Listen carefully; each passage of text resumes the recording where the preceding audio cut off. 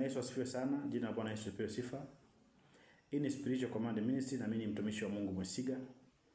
Natamani tuje tuzungumzie kuhusiana na somo ambalo nilikuwa nimekwisha kuliweka katika ratiba za mwezi huu wa 4, na nikasema kwamba itabidi tutafute YouTube channel ambayo tayari tumekwisha kuifungua, ambayo ina jina la Apostle Mwesiga. Lakini YouTube channel hii imefunguliwa kwa ajili ya mafundisho, lakini pia kwa ajili ya testimony ama ushuhuda, na nitajitahidi kutoa kuweka shuhuda ambazo zitakuwa zinaweza zikasaidia kuongeza imani za watu, lakini zile shuhuda ambazo zinalenga katika kumtukuza mwanadamu sitaziweka, lakini kwa zile ambazo lengo lake kubwa ni kumsaidia mwanadamu kupata imani zitakuwepo. Kwa hiyo nitakuwa na umakini sana katika eneo hilo, lakini mission ama lengo la kufanya hicho kitu ni kwamba ni kutafuta namna ya kuweza kufundisha kwa muda mrefu zaidi, ili kama mtu anaweza ana download then anakuwa anajifunza taratibu. Somo la kwanza ambalo ni miongoni mwa masomo niliyoandika kwamba nitayaweza kuyatoa katika mwezi huu wa 4 ni somo la ijue mission yako duniani. Hili somo ni kubwa mno kwa sababu kila mwanadamu anazopitia changamoto zinazopitia ni kutokana na mission aliyonayo.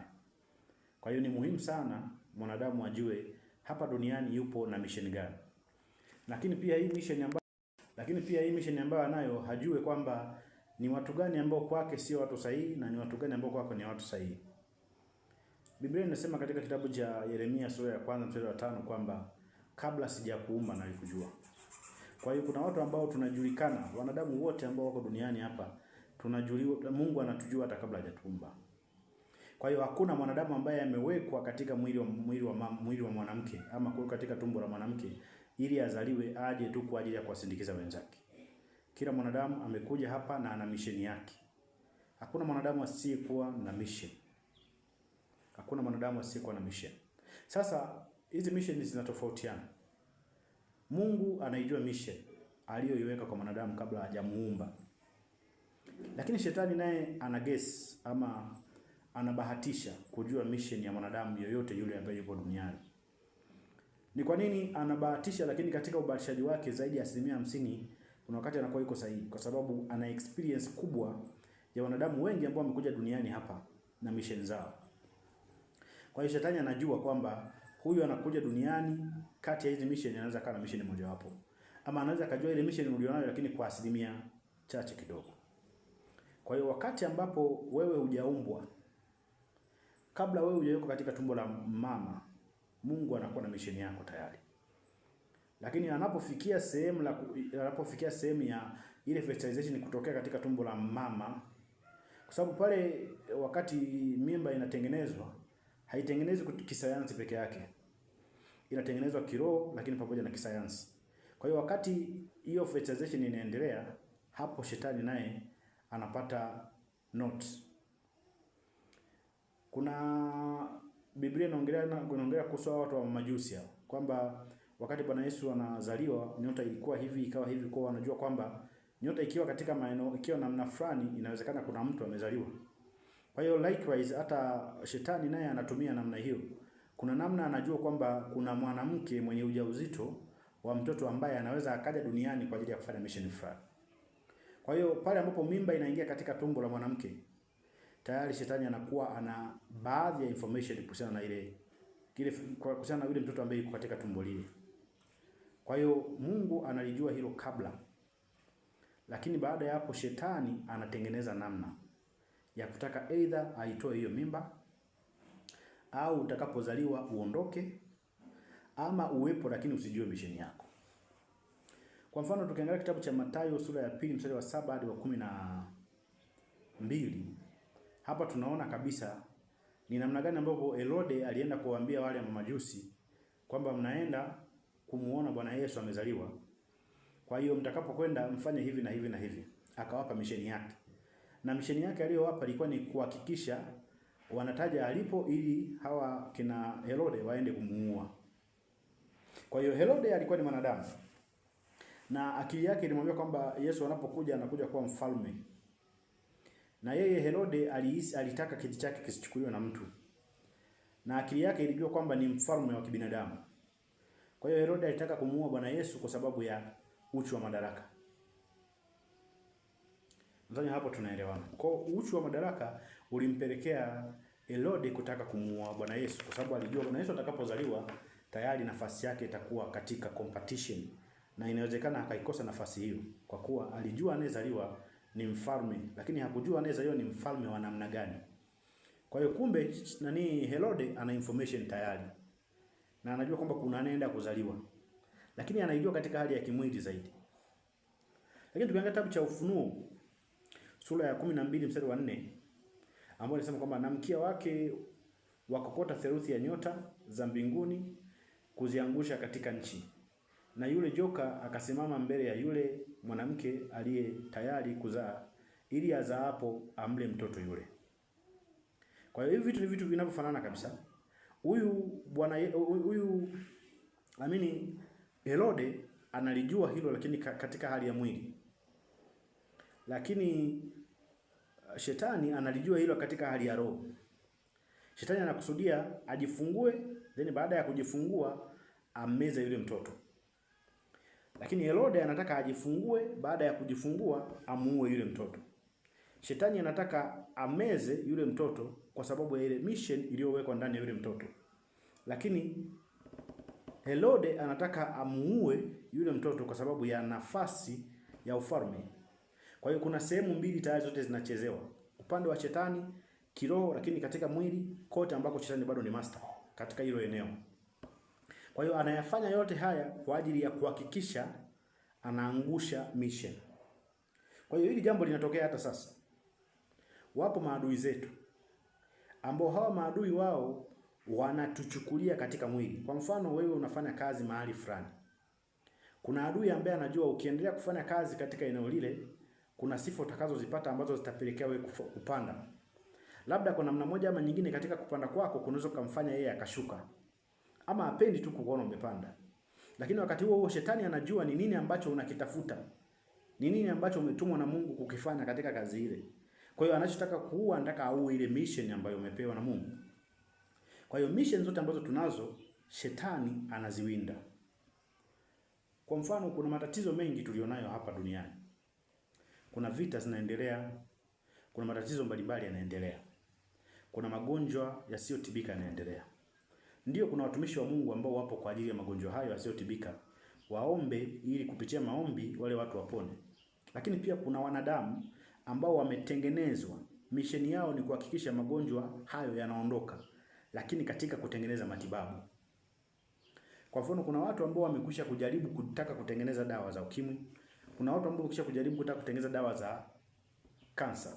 Hawa watu wanaishi katika kipindi kigumu sana, kwa sababu hawataki, yani natafuta namna ya kuliweka vizuri. Kwa kifupi, mwanadamu, Mungu hajamuumba mwanadamu kwa sababu ya mission ya biashara.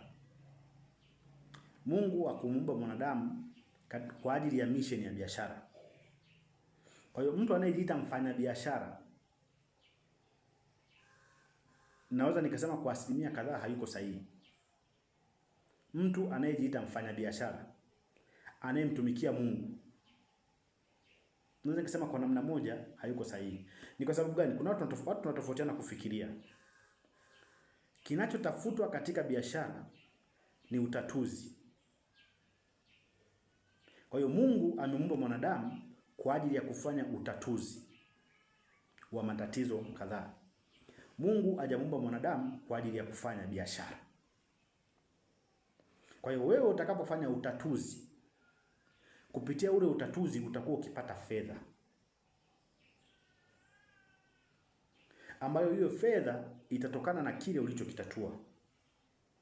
Na ni kwa nini unapata fedha? Kwa sababu ya kuendelea kutatua zaidi, kwa sababu ya kuongeza vyanzo vya utatuzi zaidi, kwa sababu ya kuwa na afya njema wakati unafanya utatuzi, kwa sababu ya watoto wako kutokuugua wakati unafanya utatuzi, kwa sababu ya kuwa na maisha mazuri, kutokuwa na njaa wakati unafanya utatuzi. Kwa hiyo ile fedha unayoipata ni mshahara wako kutokana na utatuzi wa matatizo uliofanya. Sasa kuna watu ambao ni wafanya biashara. ambao wanawatumia watu waliotumwa duniani kwa ajili ya kufanya utatuzi kwa ajili ya wao kupata fedha. Kuna watu ambao wameajiriwa. Watu wengi walioajiriwa katika makampuni ya kibiashara ama makampuni mbalimbali wana mission ndani yao ya kufanya utatuzi. Lakini kuna watu wakubwa ambao wao wanatumia kukosa mtaji kwa wale watu ambao tayari wamepewa mission ya kufanya utatuzi. Kwa sababu wale watu wana uwezo wa kufanya utatuzi lakini hawana mitaji.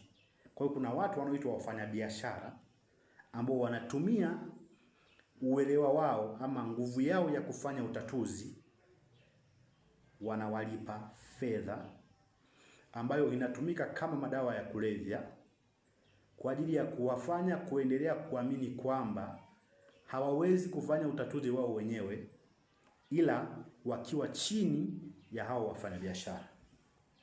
Kwa hiyo naona nikiongea hivyo nahisi nitaeleweka. Kwa hiyo mission yoyote ile ambayo Mungu anampa mwanadamu, anampa kwa ajili ya kutatua matatizo. Sasa hivi tuna vita. Na vita hii imepelekea mafuta kupanda bei. Lakini imepelekea matatizo mengi sana. Lakini chanzo cha hii vita ni biashara. Chanzo cha hii vita ni biashara. Utapekua, utasema unavyosema, lakini utakapofika mwisho utagundua kwamba kinachofanya vita hii iendelee ni biashara. Nchi ya Ukraine na Urusi viligombana, lakini chanzo ni biashara. Nchi hii na nchi ya Iran na Marekani na Israeli zinapambana, chanzo ni biashara, sio utatuzi. Watu wanaofanya utatuzi wanaishi katika kipindi kigumu sana, kwa sababu wafanya biashara wanataka wautumie utatuzi wao kwa faida zao binafsi.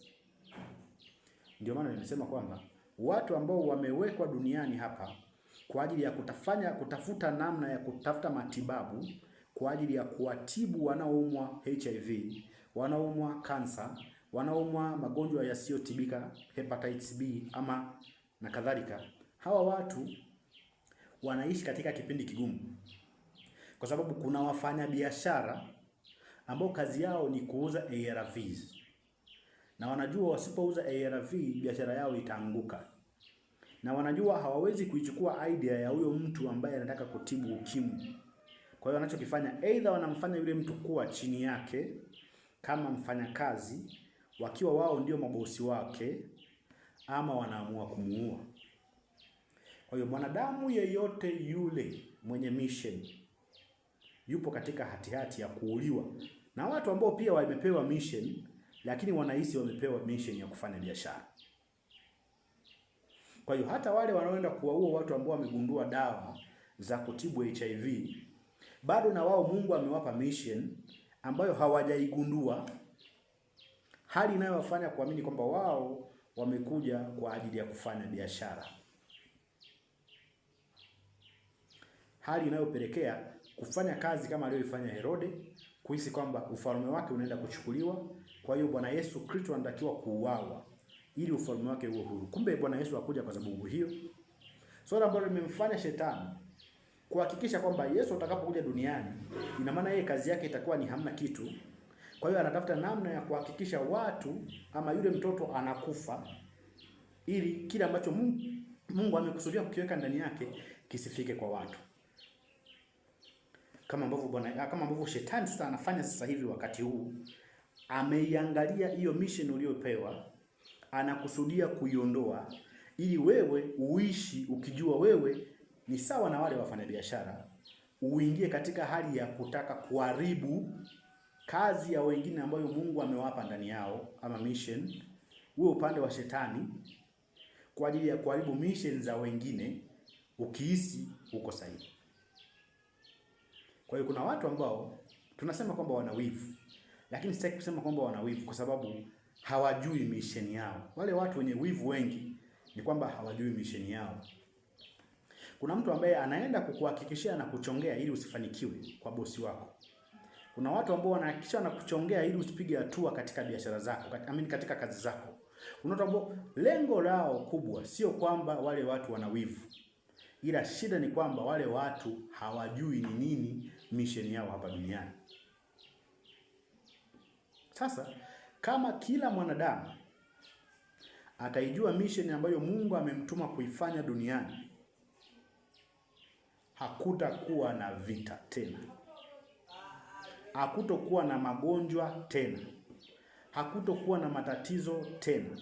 Kila matatizo unayoyaona hapa duniani yanatokana na watu ambao Mungu amewaumba, amewajua kabla ya kuwaumba, amewaweka duniani, amewapatia mission, lakini ile mission hawajaifanya. Unapita katika matatizo unayoyapitia kwa sababu hujui mission ulionayo ni ipi. Unahangaika kufanya biashara hii, kufanya hiki kinashindikana kwa sababu hujui umetumwa kufanya mission gani. Unahangaika katika kazi yako kwa sababu hujui umetumwa kufanya mission gani, na hujui unatakiwa kushirikiana na nani katika mission hiyo. Unaweza ukashirikiana na mtu ukijua kwamba ni mtu ambaye ni msaidizi wa hatima, kumbe unaenda kushirikiana na Herode. Wale mamajusi walilijua hilo. Waliambiwa kwamba wapitie njia fulani waende, wakati watakaporudi wakutane na yule Herode ili wamwambie ni nini kinachoendelea, lakini wakati wa kurudi walibadilisha njia kwa sababu walijua hawatakiwi kushirikiana na mtu huyu. Lakini wewe unashirikiana na mtu ambaye ndiye Herode wako. Kila mwanadamu ana Herode wake. Na Herode sio mmoja. Herode ni wengi. Kwa hiyo, mwanadamu yeyote aliyekuja duniani ambaye unamuona mbele ya macho yako ametumwa kufanya mission ya Mungu.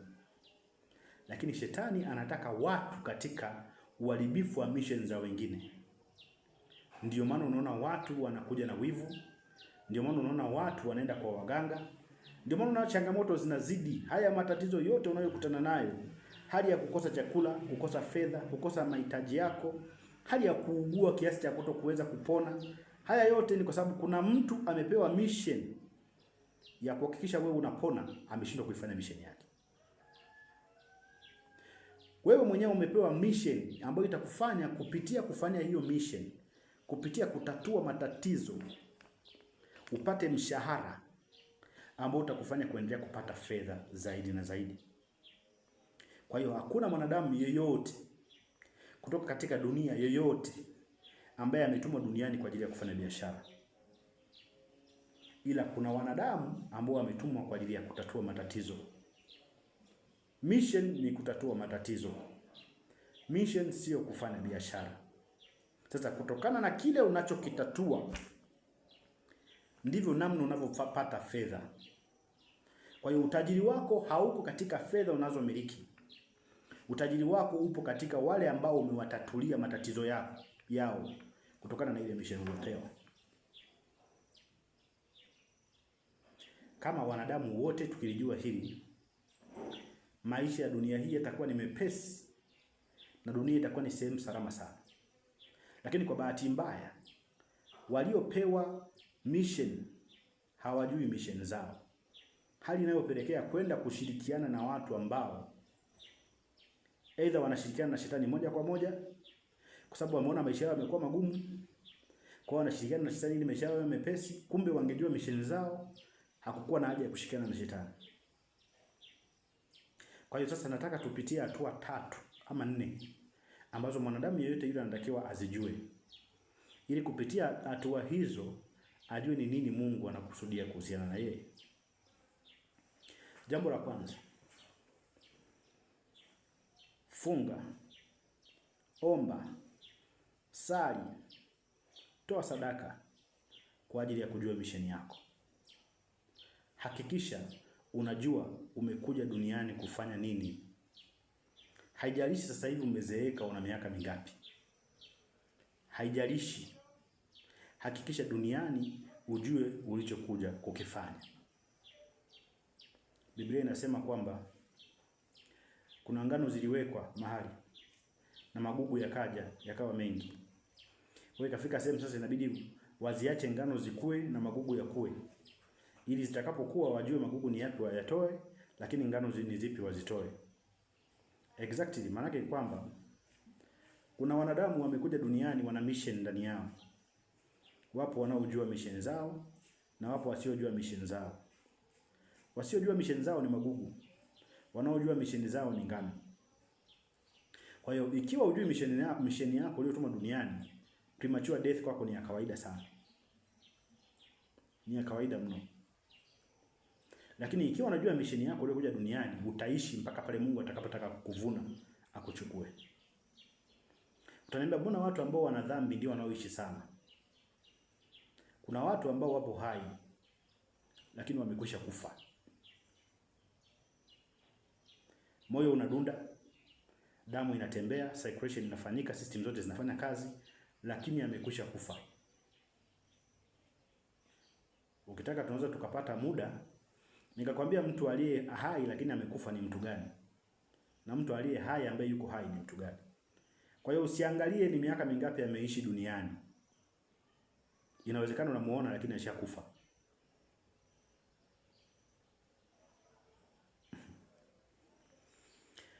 Jambo la pili, baada ya kujua jambo ambalo Mungu amekuumba kulifanya ama mission yako duniani ni ipi, unatakiwa kujua adui yako ni nani. Unatakiwa kujua Herode wako ni nani ili usishirikiane naye. Unatakiwa umjue Herode wako ni yupi ili usishirikiane naye. Ili usishirikiane naye. Usiingie katika tatizo la kushirikiana na Herode wako. Unatakiwa kutumia hekima badala ya nguvu kumshinda adui yako. Hutakiwi kutumia hasira, hutakiwi kutumia maguvu ulionayo, hutakiwi kutumia hila za kinywa chako. Unatakiwa kutumia hekima kumshinda adui yako. Hekima ya kumshinda adui kwanza ni kusamehe. Adui anashindwa ama unatakiwa kumshinda ili umshinde adui inabidi ufanye kitu ambacho hakitarajii. Njia nzuri ya kumshinda adui ni kufanya kile asichokitarajia. Adui akikukorofisha akakutukana na wewe ukamtukana, yeye ndiye ameshinda. Kwa sababu alitarajia. Akikutukana asile itajaa ndani yako na utamtukana. Adui akikukorofisha ukashika panga ukamchinja ukamuua, yeye ndiye aliyeshinda. Sababu alijua inawezekana ukafanya jambo hilo. Njia pekee ya kumshinda adui ni kumsamehe. Hata kama amefanya jambo gani, njia pekee ya kumshinda adui ni kumsamehe. Kwa hiyo inawezekana unashirikiana na Herode na hujui kama ni Herode. Njia ya kumshinda Herode sio kumuua kama alivyokusudia kukuua, ila ni kumsamehe. Ukimsamehe umemshinda. Kwa hiyo unatakiwa kutumia hekima, sio nguvu, sio wingi wa maneno, kwa ajili ya kumshinda kwanza adui wa misheni yako. Baada ya hapo unatakiwa kuifanya mission yako.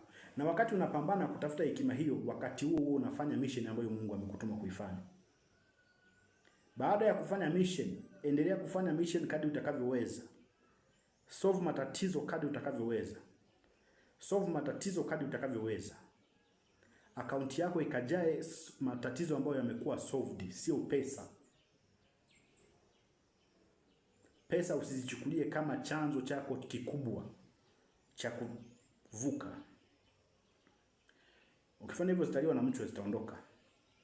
Lakini chukulia matatizo yaliyokuwa solved kama akaunti yako. Ikiwezekana andika, nimesolve tatizo la kwanza, nimesolve tatizo la pili, nimesolve tatizo la 100, nimesolve tatizo la 1000. Hiyo ndio hiyo akaunti yako. Ukifanya hivyo utakuwa na upungufu wa fedha. Solve matatizo kwanza. Maisha hayaangaliwi kwa kununua magari mengi wala kumiliki majumba mengi. Mission ni tofauti nayo mambo. Hayo yanakuja kama njia ya kukufanya ufanye kazi ukiwa katika hali huru zaidi. Lakini kuna watu ambao wanaweza wakafanya kazi bila nyumba na wakawa huru. Mambo ya kimungu sio mambo ya kibinadamu kabisa. Msichanganye. Msichanganye. Kwa baada ya hapo, subiri Mungu akuvune.